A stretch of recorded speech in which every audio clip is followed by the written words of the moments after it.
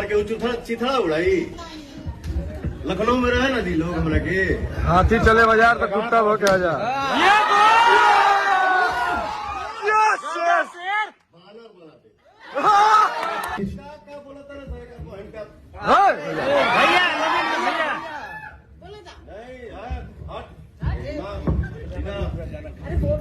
बोले वाला सब बच्चे बाटी तो हर भाई बहन सब आई। कुकुर कुछ भौंका है सर।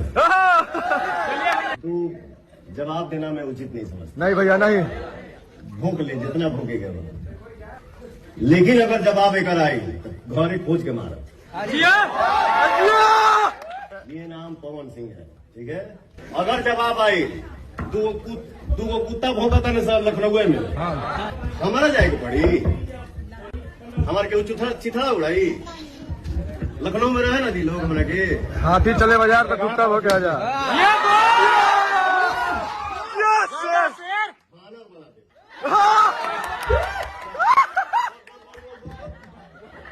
बोला हमारे सर हम लोग के बीच